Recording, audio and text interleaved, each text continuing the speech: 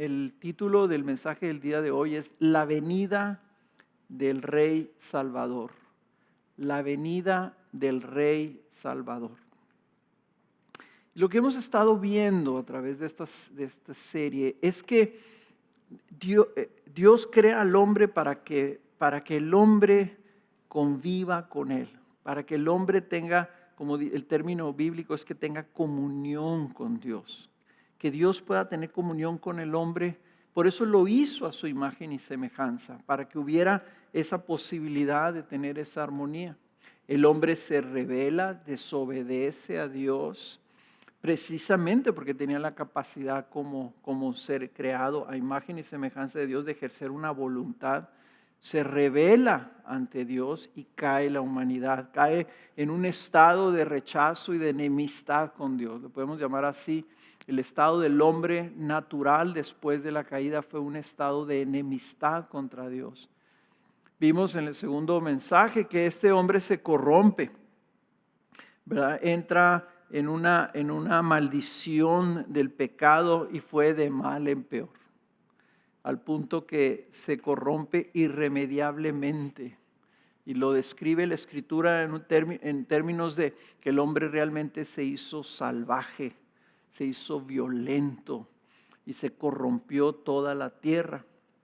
Pero Dios, esta es la buena noticia del Evangelio, Dios no se queda así. Dios se acerca al hombre. El Evangelio es este mensaje continuo de que Dios está viniendo al hombre perdido. Dios está buscando al hombre perdido. El hombre que anda vagando en las tinieblas de este mundo, Dios lo anda buscando, Dios lo anda persiguiendo. Es así como un padre compasivo que su niño en rebelión sale corriendo y huye. El padre va tras él y lo va tras él hasta que lo encuentra. Jesús usó esa misma descripción hablando de una oveja perdida. Va y lo busca hasta que lo encuentra, y cuando lo encuentra hace una fiesta. Ese es el Evangelio. Eso es lo que nosotros estamos viendo y que vimos la semana pasada, cómo el Señor inicia este plan de rescate, cómo inicia el Señor este acercamiento a través de acercarse con una familia, la familia de Noé, donde hace un pacto ya con Noé y le da instrucciones, una ley muy limitada, pero una ley muy importante, que había de respetar la vida humana porque el hombre había sido hecho a imagen y semejanza de Dios. Y luego Dios empieza a acercarse más y se acerca a otro hombre y escoge un hombre llamado Abraham. Y de Abraham le promete, le dice: yo te voy a hacer a ti una nación para que sea mi nación, para que sea mi pueblo. Y hace un pacto unilateral con él, le dice: yo te voy a bendecir a ti, y por medio de bendecirte a ti voy a bendecir a todas las naciones de la tierra. Y empieza la formación del pueblo de Israel. Israel era el nieto de Abraham. Israel entró a Egipto, el Señor lo rescata a su pueblo, que entraron 73 personas y salieron como 2 millones de personas de Egipto. El Señor los rescata a través de un profeta, donde el Señor se acerca aún más al pueblo. Ahora es toda una nación. Y lo que hace el Señor es que les empieza a hablar, los instruye, les da una ley, les hace un pacto para hacerlos su pueblo. Y el día de hoy vamos a ver un poco más de ese acercamiento. El pueblo de Israel entra a la tierra que el Señor tenía para ellos, donde el Señor quería que ellos habitaran y que habitaran en paz. El Señor quería para Israel un lugar, así le llama la tierra prometida, como si los estuviera regresando, no al Edén, pero sí a un territorio donde ellos pudieran vivir en paz. Y ahí empieza la historia como vamos nosotros a retomar el día de hoy. El Señor escoge e introduce una nueva dimensión de este plan. Introduce la idea de un reino. Y el Señor les permite a Israel que tengan un rey. Entonces ya introdujo la figura del hombre escogido, una familia, una nación. Ya metió este otro tema de levantar un profeta que hable con su pueblo. El Señor la gente ya podía escuchar la voz de Dios por medio de este profeta que les estaba hablando.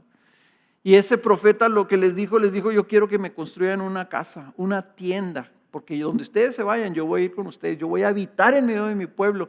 Pero para poderlo hacer, este tabernáculo, tenía que haber un sacerdote que oficiara ahí un sacrificio para el Señor, para que el pueblo limpio de sus pecados, sus impurezas, pudiera convivir, pudiera habitar con Dios.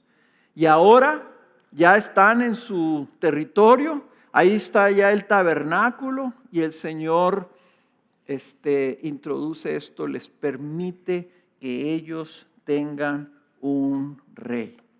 El pueblo podía ya vivir con su Dios, pero estaba limitado. Este paso adicional en el plan de rescate de Dios es que Dios elige ahora a un rey para hacer un pacto con él. Y entonces la venida de ese rey lo vamos a ver a través de la introducción de la historia de David como rey, estableciendo el Señor un reino por medio de él. El pueblo entra al territorio, entra y vive ahí. El Señor por medio de profetas les establece jueces, pero el pueblo seguía desordenadamente. Entonces el Señor levanta otro profeta primero. Levanta a Samuel como un profeta poderoso, un profeta similar a Moisés, que les habla en nombre de Dios y les trae corrección y dirección a la nación. A través de Samuel, de este profeta, el Señor les dice, ok, ponles un rey. Y llaman a un hombre llamado Saúl. Ya ahora Israel tenía un rey. Pero Saúl cae en pecado también y es desechado por Dios como rey de su pueblo. Saúl no era el hombre que Dios había escogido para continuar su plan de rescate para el hombre. Entonces Dios escoge a un jovencito que Samuel va y lo unge como rey siendo un joven, pero le dice que ese rey iba a ser un rey para él. Le dice a Samuel el Señor, llena tu cuerno de aceite, en Samuel 16, versículo 1, dice, y ve, te enviaré a Isaí. Este es el papá de David. Dice, el de Belén, porque de entre sus hijos he escogido un rey para mí. Noten ustedes esto. Este rey iba a ser no un rey para el pueblo, iba a ser un rey para Dios. Este reino iba a ser el reino de Dios, no el reino de Israel. Y David eventualmente reemplazaría a Saúl después de que Saúl fue rey 40 años. Y Saúl, ¿verdad? Viene este rey como un guerrero poderoso, trae paz a Israel. Pero más importantemente, lo primero que hace David, una vez que ya está el territorio pacificado, una vez que ya los enemigos habían sido conquistados, Israel escoge una ciudad, escoge un monte para hacerla su ciudad y hacer en esa ciudad un lugar permanente para que habite Dios con su pueblo. Este monte que la Biblia lo llama el monte Sión, era un monte donde iba a estar la presencia de Dios y donde iba a estar el pueblo de Dios. En Sión es donde ocurre esta comunión, donde estamos viendo cada vez más esta realidad de Dios acercándose con su pueblo, ya no en un templo, ya no en un tabernáculo, sino que David le quiere construir un templo, le quiere construir una casa a Dios. Dice David, ¿cómo yo ya tengo aquí un palacio, una casa? Una de las cosas más asombrosas que pudimos ver cuando el Señor nos concedió el privilegio de ir a Israel es que fuimos a la casa de David. Estuvimos ahí en la ciudad de David, en la casa de David, en las ruinas que tienen 3000 años. Ahí estábamos y arribita en el monte estaba el monte en donde estaba el templo de Dios. Esa ciudad, ¿verdad? En ese monte Interesantemente, es el mismo monte en donde años antes Abraham estuvo dispuesto a ofrecerle su hijo a Dios. Ese monte era el lugar donde iba a haber comunión entre Dios y su pueblo, y David quería hacerle una casa. Entonces voy a leerles este pasaje en 2 Samuel capítulo 7 a partir del versículo 5. Está largo, pero es una historia bien emocionante, cuando Dios le contesta a David y le dice qué es lo que quiere, qué es lo que va a hacer, donde Dios hace un pacto con David. Escuchen, 2 Samuel capítulo 7 versículo 5. Y dice, el Señor le da palabra a un profeta que era Natán, y le dice a Natán que vaya con el rey, y luego le dice esto: ve y di a mi siervo David, así dice el Señor, ¿eres tú el que me va a edificar una casa para morar en ella? Pues no he morado en una casa desde el día que saqué de Egipto a los hijos de Israel hasta hoy, sino que he andado errante en una tienda, en un tabernáculo. Donde quiera que he ido con todos los hijos de Israel, hablé palabra alguna de las tribus de Israel, a la cual haya ordenado que pastoreara a mi pueblo Israel, diciendo, ¿por qué no me has edificado una casa de cedro? Ahora pues, así dirás a mi siervo David, así dice el Señor de los ejércitos, yo te tomé del pastizal, de seguir las ovejas para que fueras príncipe sobre mi pueblo Israel. Y he estado contigo por donde quiera que has ido, y he exterminado a todos tus enemigos de delante de ti, y haré de ti un gran nombre como el nombre de los grandes que hay en la tierra. Asignaré también un lugar para mi pueblo Israel, y lo plantaré allí a fin de que habite en su propio lugar y no sea perturbado de nuevo, ni les aflijan más los malvados como antes, y como desde el día en que ordené que hubiera jueces sobre mi pueblo. Te daré reposo de todos tus enemigos, y el Señor también te hace saber que el Señor te edificará una casa. Cuando tus días se cumplan y reposes con tus padres, levantaré a tu descendiente después de ti, el cual saldrá de tus entrañas, y estableceré su reino. Él edificará casa a mi nombre, y yo estableceré el trono de su reino para siempre. Yo seré padre para él, y él será hijo para mí. Cuando cometa iniquidad lo corregiré con vara de hombres y con azotes de hijos de hombres. Pero mi misericordia no se apartará de él como la aparté de Saúl, a quien quité de delante de ti. Tu casa y tu reino permanecerán para siempre delante de mí. Tu trono será establecido para siempre. Dios le habla a David y establece un pacto eterno con su descendencia. Le está diciendo algo increíble. Dios le dice a David que su propósito es que su pueblo tenga un lugar en el que pueda habitar sin ser perturbado. Él lo que quería una casa para su pueblo. Pero en lugar de que David le construyera una casa a Dios, Dios le promete construirle una casa a David. Esta es la hermosura del Evangelio, cosas que el mismo Señor Jesucristo le repitió a sus discípulos.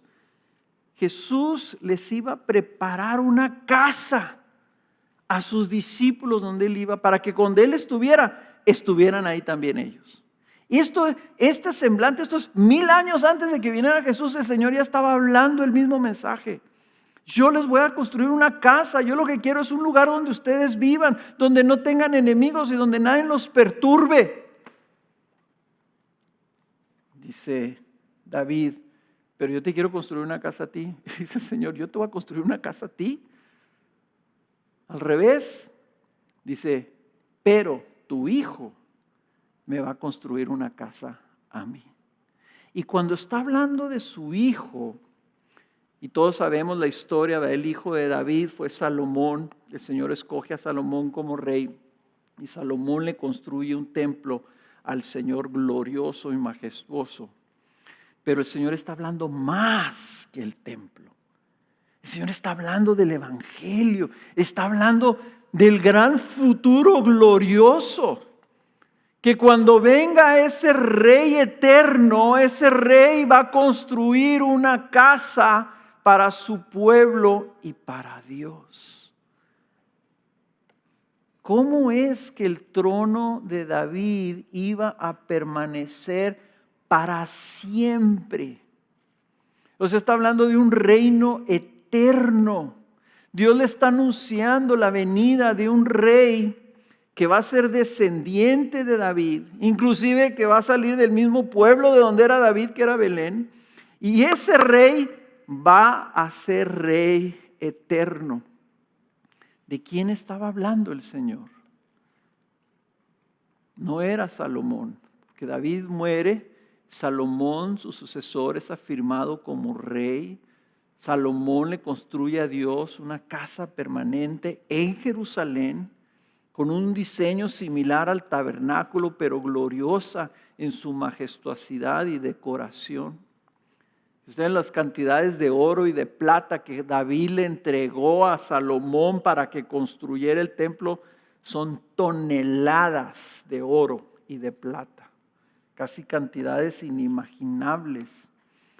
La gloria de la presencia de Dios iba a venir a habitar ahora de manera permanente en una ciudad en este mundo llamada Jerusalén en el monte Sión. Esto es un paso más en el acercamiento de Dios al hombre. Hay algo ahora, el Señor está trayendo esta idea de una permanencia, de una casa para su pueblo y una casa para Dios. Entonces pensaríamos, bueno, entonces ahí ya Israel la tenía hecha. Pero no, Israel no va de gloria en gloria, sino de tragedia en tragedia. El reino se divide, hay guerra civil entre el pueblo cae en idolatría, en desobediencia, a pesar de que tenían estos reyes, a pesar de que tenían profetas.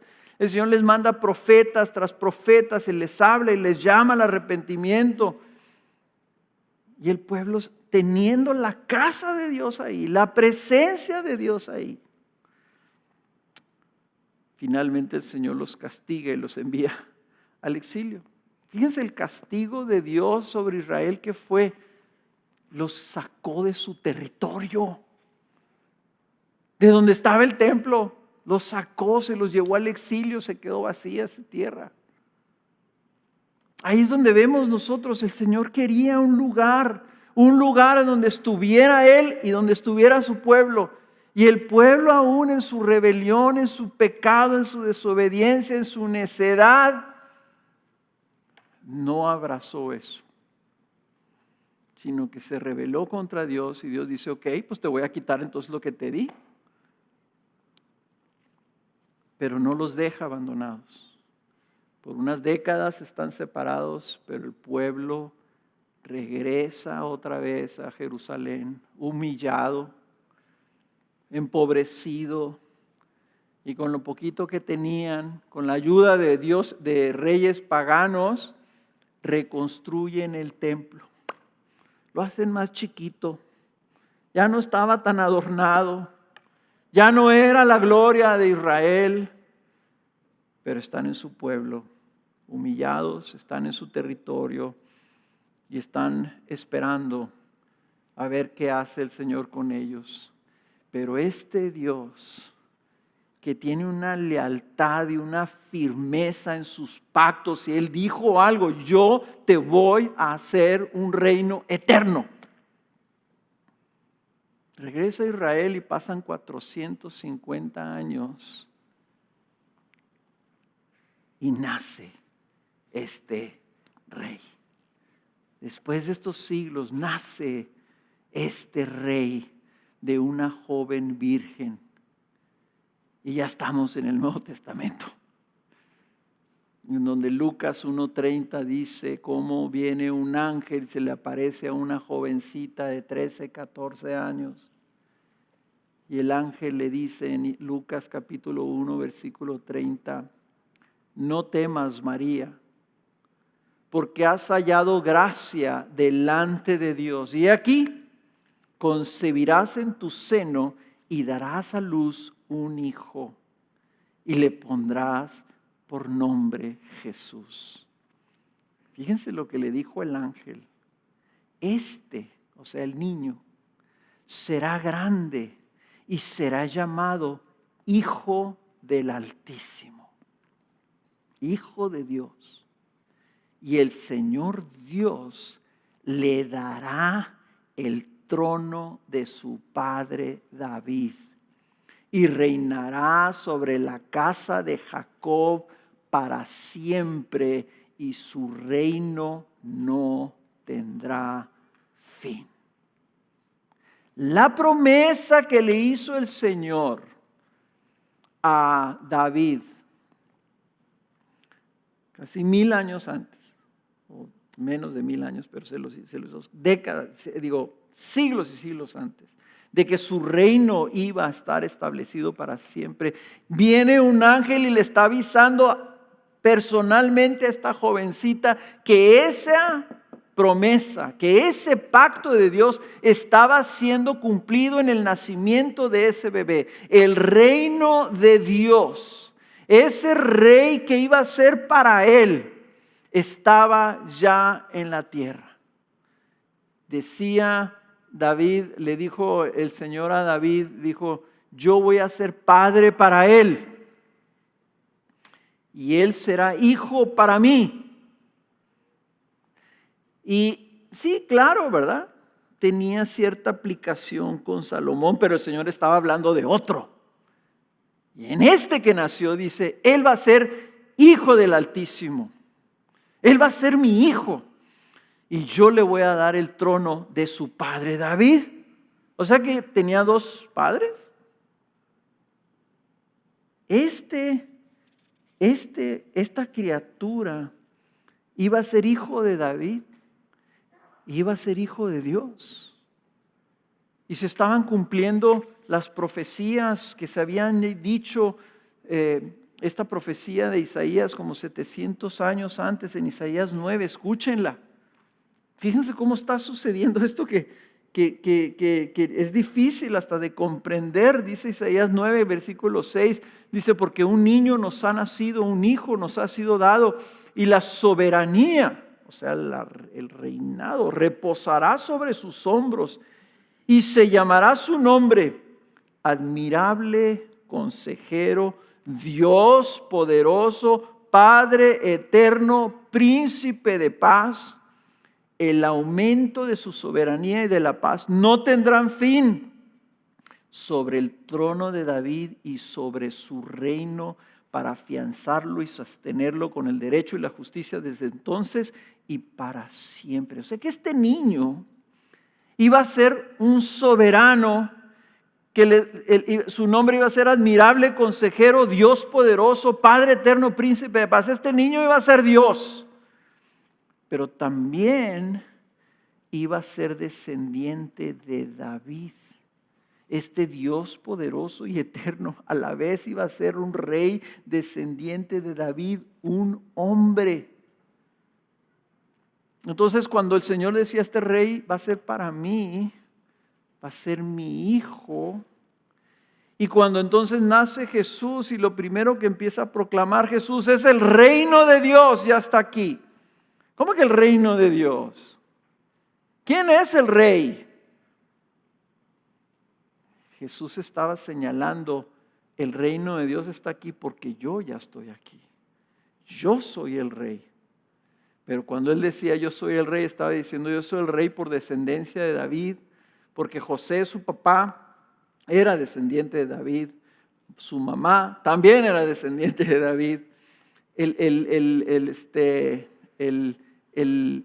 era efectivamente el heredero del trono de Israel, pero también el reino de Dios estaba aquí porque Él era Dios.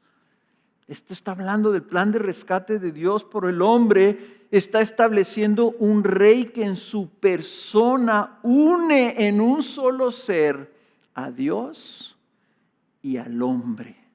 La comunión perfecta entre Dios y el hombre vendría a través de este príncipe. Lo que vemos en Jesús, hermanos, en este plan de rescate, cómo el Señor se está acercando cada vez más y más. Y ahorita se acerca tanto al grado que Dios se une al hombre. Dios se une al hombre en la figura de un hombre, hijo de Dios. Esto es algo que es un misterio. Para que se llevara a cabo su propósito, para que se llevara a cabo su plan de rescate, se une, se hace hombre. Se baja Dios, el Hijo de Dios desciende y se encarna, haciéndose hombre. Y este hombre encarnado es el Rey esperado que venía al mundo como Dios y como Rey. Ahora, este Rey sería además el Salvador del mundo. Cuando iba a nacer Jesús, o cuando estaba naciendo Jesús, o ya había nacido Jesús, andaban unos pastores en el campo cerca de Belén, porque nació Jesús en Belén. Y el mismo pueblo ahí cerca de Jerusalén, ahí a unos 40 minutos de Jerusalén, está Belén, ahí había nacido también David. Y se les aparece a estos pastores que estaban en el campo un ángel. Y es más, se les aparece un ángel y luego millares de ángeles en el cielo se le abrieron las ojos, vieron una cosa tremenda. Y dice en Lucas capítulo 2, versículo 9, y un ángel del Señor se les presentó, y la gloria del Señor los rodeó de resplandor y tuvieron gran temor. Mas el ángel les dijo, no temáis, porque aquí os traigo buenas nuevas. Ahí está el evangelio, las buenas nuevas, las buenas noticias, dice, de gran gozo que serán para todo el pueblo, porque os ha nacido hoy en la ciudad de David un Salvador que es Cristo el Señor. Y esto os servirá de señal. Hallaréis a un niño envuelto en pañales y acostado en un pesebre. Aquí el ángel le explica un poco más a los pastores, algo que ya le había revelado también a María. Este rey va a ser el Salvador. Es un Salvador. O sea, rey venía con una función, venía con la función de salvar al pueblo de Dios. Pero era el Señor. Este también era el rey. Y aquí es muy importante porque aquí dice un Salvador y lo llama Cristo. No le dice va a ser Jesús el Señor, le dice este Salvador es Cristo el Señor, Cristo el Rey. Este niño llamado Jesús era un Cristo. ¿Qué es esto de Cristo? Esta palabra Cristo es la traducción de la palabra hebrea Mesías, que significa el ungido de Dios. Traducido al griego es la palabra Cristo. Entonces, en Juan capítulo 7, versículo 42, dice así, ¿no ha dicho la Escritura que el Cristo viene de la descendencia de David y de Belén, la aldea de donde era David? El Cristo, el ungido, el Rey esperado, el que habría de venir, es un Salvador. Es un Salvador ¿de qué? ¿De qué venía a salvar a Jesús? ¿A quién venía a salvar a Jesús? Bueno, todo esto, el nacimiento de Jesús es un evento sobrenatural y milagroso y sorprendente y una historia hermosa. Cuando se entera José, el prometido de esta jovencita, que está embarazada, José no sabe qué hacer. No sé, o sea, que no sabe, no entiende, no puede entender algo que es asombroso, que es milagroso, que es sobrenatural, que ella se embaraza porque el Señor le dice, el Espíritu Santo va a hacer que tú concibas un hijo de Dios, que también va a llevar tus genes, María. José no lo entiende, entonces estaba todo consternado, sin saber qué hacer. Y otra vez, los ángeles tuvieron que venir a hablar directamente con los hombres. El Señor estaba operando todo esto y dijo, esto está muy difícil que se entiendan, que mis hijos, que los seres humanos entiendan. Voy a estar que tengo que mandar ángeles por todos lados a avisarles. Entonces dice, estaba dormido José, Mateo capítulo 1, versículo 20, dice, pero mientras pensaba en esto, o sea, ¿qué voy a hacer con esta mujer? Dice, he aquí que se le apareció en sueños un ángel del Señor diciendo, José. Y noten cómo le dice el ángel, José, hijo de David. No temas recibir a María tu mujer, porque lo que se ha engendrado en ella es del Espíritu Santo. Y dará a luz un hijo y le pondrás por nombre Jesús. ¿Por qué Jesús? Porque aquí le va a decir el ángel, porque Él salvará a su pueblo de sus pecados. Todo esto sucedió para que se cumpliera lo que el Señor había declarado por medio del profeta, diciendo, he aquí, la Virgen concebirá y dará a luz un hijo y le pondrán por nombre Manuel, que traducido significa Dios con nosotros.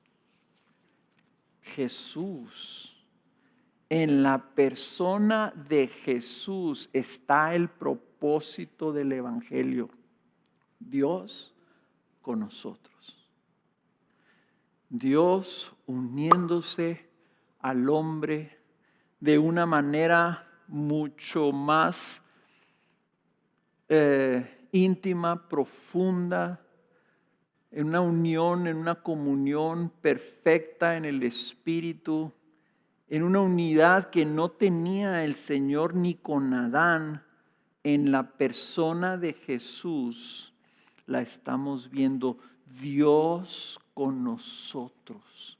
Él venía, el Cristo venía a rescatar de nuestra condición caída al hombre para que pudiera cumplirse el propósito de Dios de que habitemos con Dios y Él con nosotros. Ese es el propósito del Salvador. Él venía a rescatar lo que se había perdido. Lo que se perdió cuando el Señor echó fuera a Adán del paraíso. Lo que se perdió cuando Adán al pecar da entrada al pecado en su vida, pecado con P mayúscula, y lo corrompe. Conociendo el mal, conoció el mal, ahora el mal estaba en Adán. Por eso Jesús se describía a sí mismo como el Hijo del Hombre. Dijo esto porque el Hijo del Hombre ha venido a buscar y a salvar lo que se había perdido. Jesús venía a rescatar lo que se había perdido. Vino a buscar a los hombres. El Evangelio es Dios acercándose a los hombres, viniendo a buscarlos, viniendo a salvarlos, viniendo a rescatarlos. El hombre se había perdido, se había apartado del propósito de Dios debido a su pecado. Y desde Noé hasta Jesús, Dios ha estado persiguiendo al hombre, acercándose al hombre cada vez más y más. Y ahora por medio de Jesús, su propio Hijo, el Rey heredero del trono del hombre, el trono del pueblo de Dios, Dios mismo venía a buscar y a salvar a su pueblo. El Salvador definitivo. Cuando Jesús cumplió 30 años, entró a la sinagoga de su pueblo en Nazaret. Y le dieron la oportunidad de que leyera la Biblia escrita en esos tiempos. Eran rollos de cuero que se extendían y la lectura iba así de izquierda a derecha en hojas cosidas hasta que se hacía un rollo bien grande, rollos así de este grueso. Le dan a Jesús el rollo del profeta Isaías, que había vivido 750 años antes, 710 años antes. Y Jesús toma ese rollo y lo empieza a desenrollar y encuentra esta escritura que lee ahí en esa sinagoga. Y dice Lucas capítulo 4, versículo 16, llegó a Nazaret, donde se había criado, y según su costumbre entró en la sinagoga el día de reposo y se levantó a leer. Le dieron el libro del profeta Isaías y abriendo el libro halló el lugar donde estaba escrito estas palabras. El Espíritu del Señor está sobre mí porque me ha ungido para anunciar el evangelio a los pobres. Me ha enviado para proclamar libertad a los cautivos y la recuperación de la vista a los ciegos, para poner en libertad a los oprimidos, para proclamar el año favorable del Señor. Cerrando el libro, lo devolvió al asistente y se sentó, y los ojos de todos en la sinagoga estaban fijos en él, y comenzó a decirles: hoy se ha cumplido esta escritura que habéis oído. Jesús mismo por su propia boca está diciéndonos quién era Él. Dice que Él era el ungido de Dios, cubierto con el Espíritu del Señor. La unción era cuando se derramaba aceite sobre una persona y era ungido con ese aceite. Era el sello. Cuando un rey era declarado rey, se ungía con aceite. Bueno, el Señor venía ungido por Dios mismo.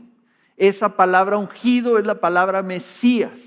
Esa palabra Mesías es la palabra Cristo. Por eso el nombre con el que se designa Jesús es Jesús, hijo de José de Nazaret, Jesús el Cristo, el ungido de Dios.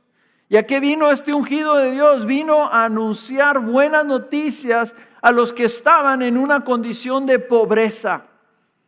Y el pobre es el que no tiene nada. Es el que lo ha perdido todo. Estos pobres viene Jesús anunciándoles: vengo a anunciarles un evangelio, unas buenas noticias. Como dijeron los ángeles, buenas noticias que van a causarles gozo. ¿Qué es lo que viene a anunciar a estos pobres? Él viene a proclamar libertad. Proclamar libertad a los que están cautivos, a los que están prisioneros, a los que están esclavizados. ¿Qué es lo que hacía un rey? Los reyes proclamaban, declaraban lo que se iba a hacer. El rey hacía una proclama: todos estos que están cautivos, libres. Él venía a proclamar la libertad a los cautivos porque era el rey que podía declarar eso, que podía traer eso. Pero no solamente eso, dice: vengo a traer la recuperación de la vista a los ciegos. Recuperación de la vista a los ciegos. Es interesante que cuando Eva vio el fruto, vio que era deseable a los ojos para tener conocimiento, la sabiduría de Dios. Y al comer queriendo, viendo y queriendo y aspirando eso que se imaginaba, lo que no se dio cuenta es que en ese momento estaba condenando a todo el mundo, a toda la humanidad, a la ceguera espiritual. A una penumbra, a unas tinieblas, a un vendaje que nos impide ver a Dios, que nos impide conocer la verdad de Dios. Pues Jesús vino a traer vista, a revelar la voluntad de Dios, a revelar el propósito de Dios, a revelar el reino de Dios. Y lo dice: vino a poner en libertad a los oprimidos. Una cosa es que un rey pueda proclamar y decir: todos esos que tienen prisioneros mis enemigos, los declaro libres. Eso es una cosa. Y la otra cosa es que efectivamente los vayan a liberar. Pues este rey no solamente viene a declararlo, a proclamarlo, sino que viene a ejecutarlo, y por su poder este rey liberta. Este rey emancipa a los esclavos, libera por su poder a los que estaban esclavizados en este estado de perdición y de esclavitud al pecado. Y luego viene al final, Él viene a proclamar que a partir de eso, entonces, a partir de su reino es el tiempo favorable del Señor, el tiempo en que Dios mostrará su favor al mundo. Desde el nacimiento de este rey hasta el final de los tiempos funciona el año favorable del Señor, en donde cualquiera que venga este rey a buscar esa libertad, a buscar ser liberados de la opresión del pecado, buscar acercarse a Dios y recibir el propósito de Dios, va a encontrar de parte de Dios favor.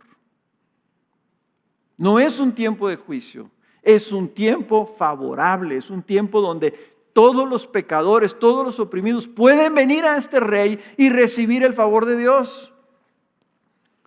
El Salvador del mundo viene a proclamar y a ejecutar el plan de rescate de Dios a una humanidad cuya condición es cautiva, empobrecida, ciega y oprimida.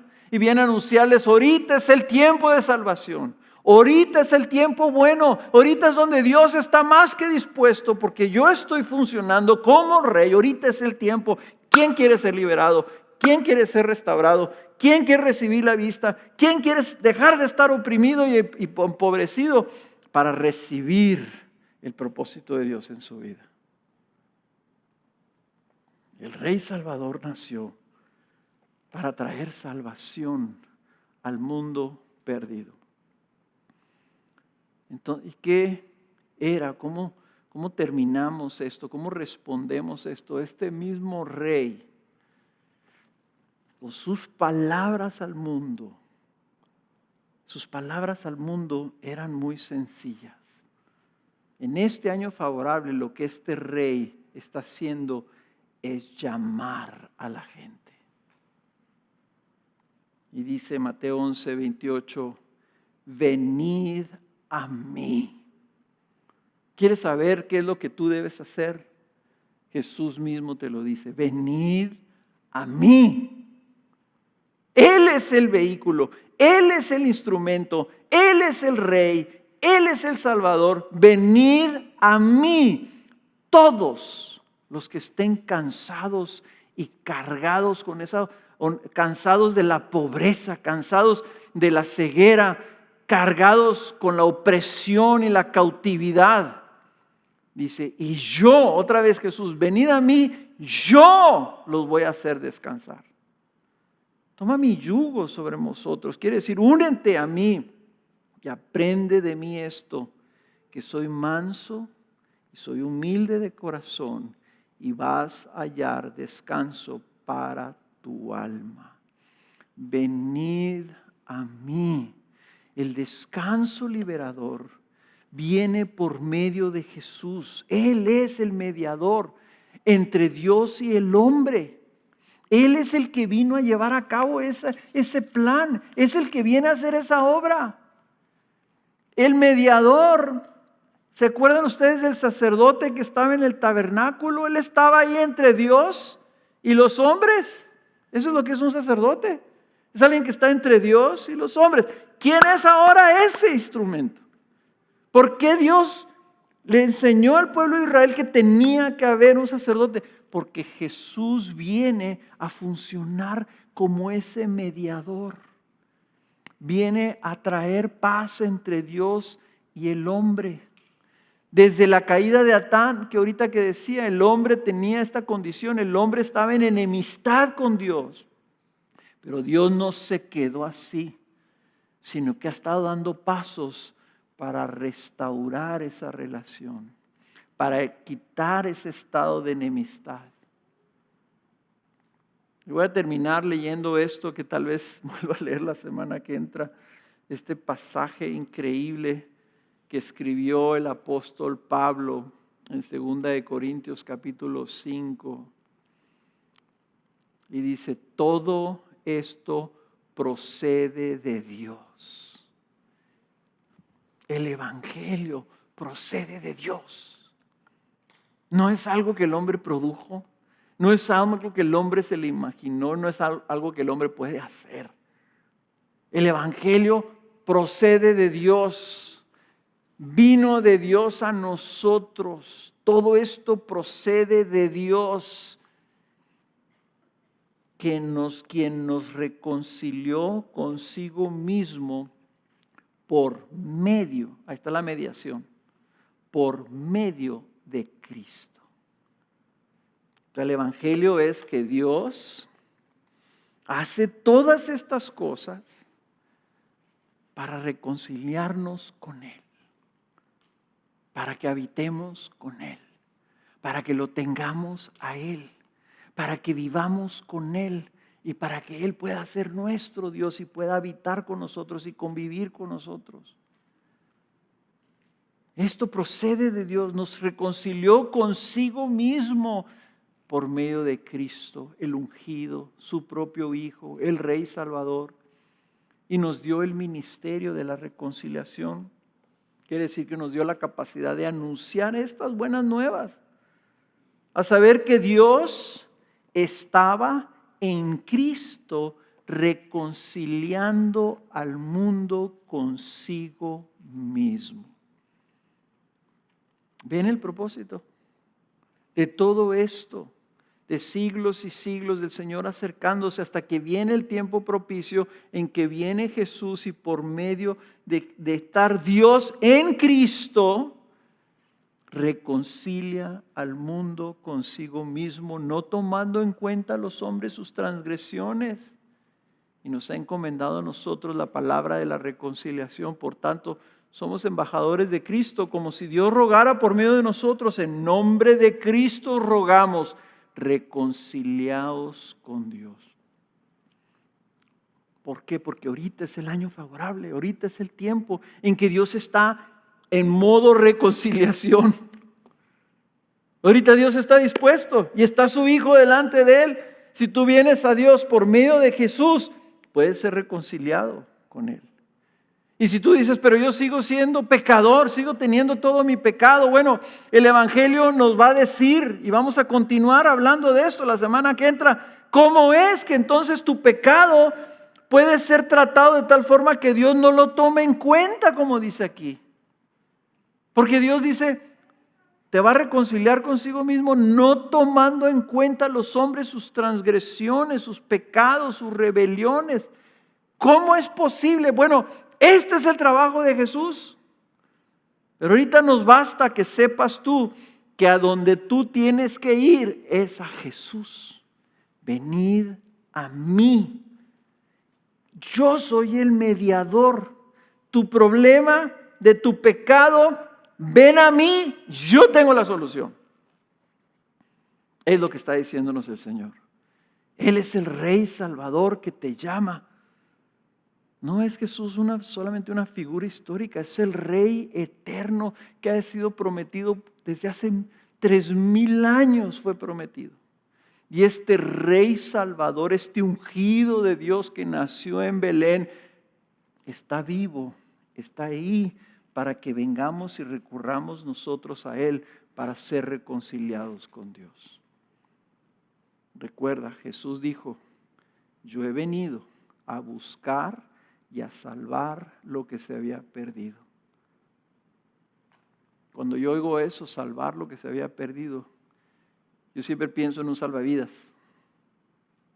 de uno que se está ahogando, de uno que se está muriendo.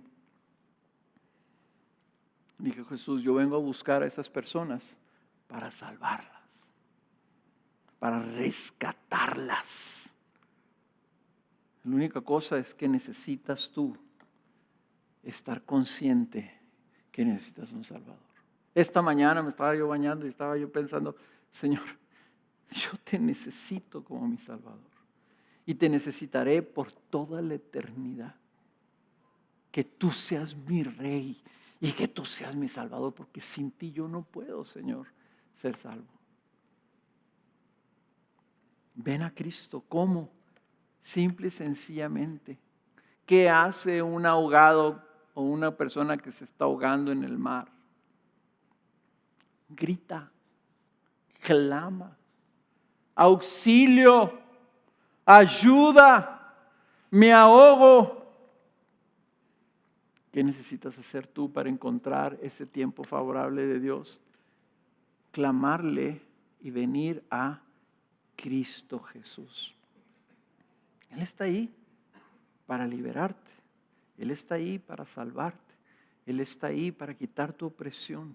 Él está ahí para destapar tus ojos y que puedas ver la gloria de Dios. Él está ahí para mediar entre tú y Dios y reconciliarte con Dios para que puedas estar junto con Dios. No más, dile: Jesús, sálvame.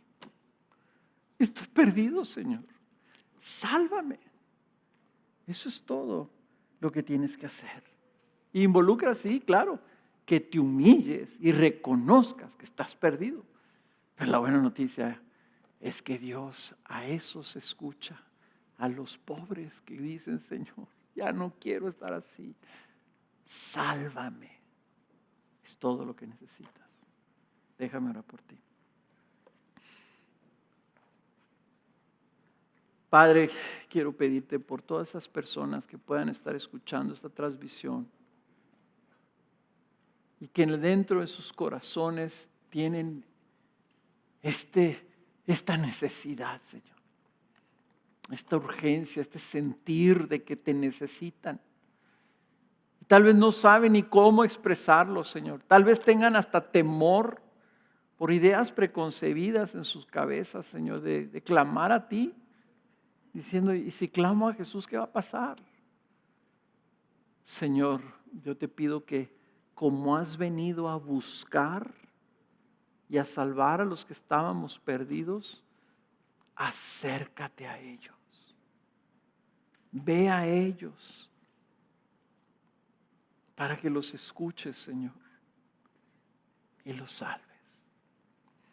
Ten misericordia de nosotros, los perdidos, los pecadores, los empobrecidos, los que hemos caminado como enemigos tuyos. Ten misericordia y sálvanos, oh Rey Salvador, nuestro Señor Jesucristo. Te lo pedimos. Amén.